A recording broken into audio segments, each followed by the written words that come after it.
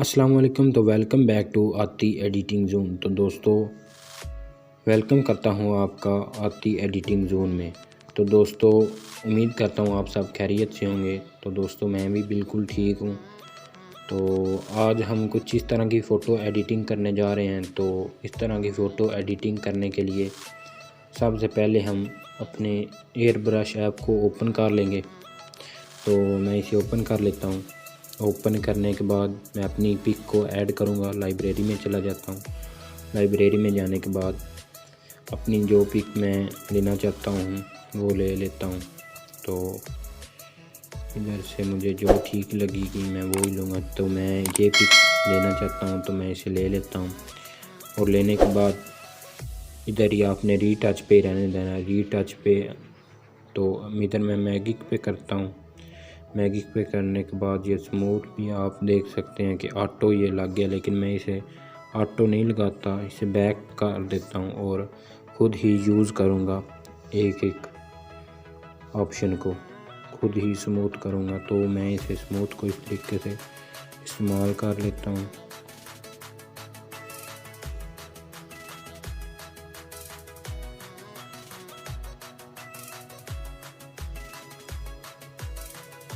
तो दोस्तों, वीडियो लंबी ना हो जाए इसलिए मैं इसकी स्पीड को बढ़ा दूँगा और जल्दी जल्दी मैं इसको अरेज स्मूथ कर लेता हूँ।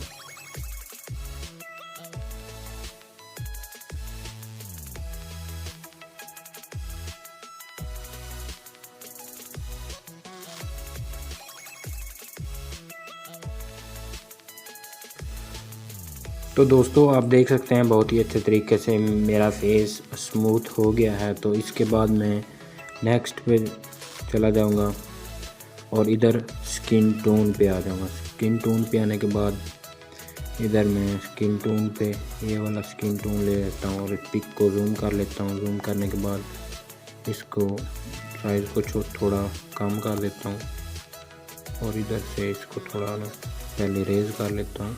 ब्रश पे आने के बाद इसको फेस पे इस तरीके से लगा लूँगा।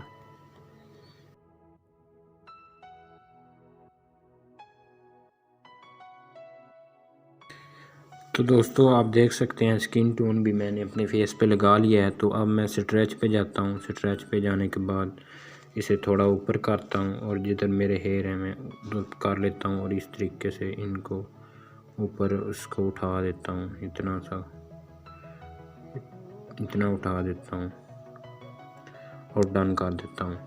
तो कुछ मेरी पिक किस तरह की लग रही है। तो मैं आगे नेक्स्ट टूल पे जाता हूँ। टूल पे जाने के बाद आगे चला जाता हूँ।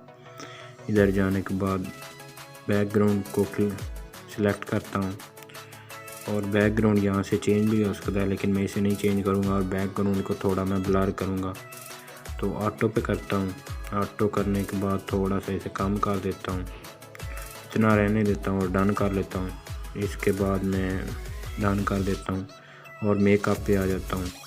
मेकअप पे इधर आप अपनी मर्ज़ी से कर सकते हैं, लेकिन मैं इस पे नहीं करूँगा, बस इतना इसमें करूँगा। और इसके बाद मैं इस पिक को ओपन करूँगा लाइट रूम में। तो ये मेरी पिक सेव हो गया। तो मैं अब इसे लाइट रूम में ओपन कर लेता हूँ। तो इसके लिए लाइट रूम को ओपन करता हूँ। तो मेरा लाइट रूम ओपन हो गया है। तो मैं अब अपनी पिक को ऐड कर लूँगा। तो अभी लोड हो रहा है, लोड होता है तो मैं अपनी पिक को ऐड कर लेता हूँ। तो मैंने अपनी पिक किधर होगी वो, तो मैं उसे ढूंढ लेता हूँ। कैमरा किधर गया, कैमरे में होगी, ये रही मेरी पिक। इसे मैं ऐड कर लेता हूँ। ऐड करने के बाद ऐड हो रही है, अभी ऐड होती है तो मैं इसको ओपन कर लेता हूँ। अभी तक ऐड नहीं हुई, तो ऐड होगी। अब मैं इसे ओपन कर लेता हूँ। ओपन हो गई है मेरी पिक। तो मैं अब इसे सबसे पहले लाइट पे आ जाता हूँ। लाइट पे आने के बाद एक्सपोजर को बढ़ा देता हूँ, थोड़ा हाईलाइट को कम कर देता हूँ, शैडो को थोड़ा बढ़ा देता हूँ, वाइट को कम कर देता हूँ और ब्लैक को थोड़ा सा कम कर देता हूँ और नेक्स्ट पे आ जाता हूँ। नेक्स्ट पे आने के बाद सैचुरेशन को बढ़ा देता हूँ, वाइब्रेंस को भी बढ़ा देता हूँ थोड़ा। उसके बाद मैं मिक्स पे आ जाऊँगा, कलर पे, और चेक कर लूँगा। इधर रेड कलर को थोड़ा सा बढ़ा देता हूँ, रेड कलर की सैचुरेशन को थोड़ा बढ़ा देता हूँ और लुमिनेंस को कम कर देता हूँ, तो कम नहीं सॉरी बढ़ा देता हूँ ताकि मेरा फेस ख़राब ना हो। तो इसे इधर रख लेता हूँ, नेक्स्ट पे आ जाता हूँ और कलर इधर भी चेक कर लेता हूँ। इसकी सैचुरेशन को कम कर दूँगा और लुमिनेंस को बढ़ा दूँगा। उस पर नेक्स्ट आ जाऊँगा तो इसे सैचुरेशन को फुल कर दूँगा और लुमिनेंस को इधर इतना 40 पे रख लूँगा और उससे नेक्स्ट पे आ जाऊँगा। उससे नेक्स्ट आने के बाद सैचुरेशन को फुल बढ़ा दूँगा और वाइब्रेंस लुमिनेंस को भी फुल बढ़ा दूँगा। उससे नेक्स्ट आऊँगा और सैचुरेशन को फुल बढ़ा दूँगा और लुमिनेंस को भी फुल बढ़ा दूँगा। तो ग्रीन पे आ जाता हूँ। इस पे आने के बाद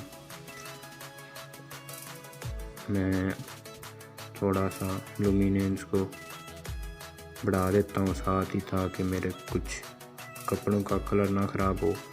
तो इसके बाद दोबारा सैचुरेशन नेक्स्ट कलर पे आने के बाद सैचुरेशन को बढ़ा देता हूँ और ग्रीन कलर है इसे भी बढ़ा देता हूँ और लास्ट पे आ जाता हूँ।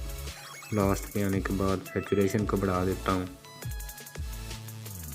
तो इसे लुमिनेंस को फुल बढ़ा देता हूँ। तो डन कर देता हूँ। डन करने के बाद उससे नेक्स्ट पे आ जाऊँगा। नेक्स्ट पे आने के बाद क्लैरिटी को थोड़ा सा बढ़ा देता हूँ, विग्नेट को थोड़ा सा कम कर देता हूँ। उसके बाद नेक्स्ट पे आ जाऊँगा, शार्पिन को थोड़ा सा बढ़ा देता हूँ। शार्पिन को बढ़ाने के बाद नॉइज़ प्रोडक्शन को थोड़ा सा बढ़ा देता हूँ और इसकी कंट्रास्ट को भी थोड़ा सा बढ़ा देता हूँ। इसकी डिटेल ऑलरेडी ज़्यादा थी तो मैं इसे कम कर देता हूँ। आगे नेक्स्ट पे नॉइज़ कलर प्रोडक्शन है, रिडक्शन है, तो इसे रिडक्शन को मैं बढ़ा देता हूँ और डिटेल को स्मूथनेस को थोड़ा कम कर देता हूँ। तो उसके बाद मैं अपनी इस पिक को सेव करता हूँ। सेव चलें शेयर कर लेता हूँ। शेयर करने के बाद मैं इसे डायरेक्ट अपने स्नैपसीड में ओपन करूँगा। स्नैपसीड में कुछ थोड़ा बहुत मैं कलर दूँगा और अपनी दाढ़ी वगैरह को थोड़ा सेट करूँगा। तो ये रहा मेरा स्नैपसीड, तो इसमें डायरेक्ट ओपन हो जाऊँगा। ओपन हो गया हूँ तो इसके बाद मैं सबसे पहले टूल पे चला जाता हूँ। टूल पे जाने के बाद ब्रश पे जाता हूँ। ब्रश पे जाने के बाद एक्सपोजर पे क्लिक करता हूँ और इसको कम करता हूँ और जूम करके पिक को इस तरीके से लगा लेता हूँ दाढ़ी पे, जितनी कि मैं रखना चाहता हूँ। तो इस तरीके से थोड़ा कर लेता हूँ इधर से भी। और अपने हेयर का जो मेरे कलर था हेयर का वो थोड़ा नीला पड़ गया है, तो इसे मैं ये अब ब्लैक कलर लगा के इसे कुछ ठीक कर लेता हूँ हेयर को। तो इस तरीके से कर लूँगा। अब थोड़ा ऊपर करके रेज कर लूँगा यहाँ से थोड़ा। तो अब डन कर दूँगा। डन करने के बाद इतना ही रहने दूँगा। फिर दोबारा टूल पे चला जाऊँगा। टूल पे जाने के बाद ट्रू इमेज पे करूँगा। ट्रू इमेज करने के बाद सैचुरेशन ब्राइटनेस को थोड़ा बढ़ा दूँगा। ब्राइटनेस को बढ़ाने के बाद कंट्रास्ट को थोड़ा सा बढ़ा दूँगा। कंट्रास्ट को बढ़ाने के बाद सैचुरेशन को बढ़ा दूँगा थोड़ा। सैचुरेशन को बढ़ाने के बाद एबिनियंस को चेक कर लूँगा, इसे थोड़ा सा बढ़ा दूँगा। तो हाईलाइट पे आ जाऊँगा। हाईलाइट को भी बढ़ा दूँगा। तो आगे शेडो है, शेडो को चेक कर लेते हैं। शेडो को भी थोड़ा सा बढ़ा ही देता हूँ। फिर वार्म को चेक कर लेते हैं। वार्म को थोड़ा सा और कम कर देता हूँ, इतना रख लेता हूँ 4 पे। तो डन कर लेता हूँ। डन करने के बाद दोबारा टूल पे आ जाता हूँ।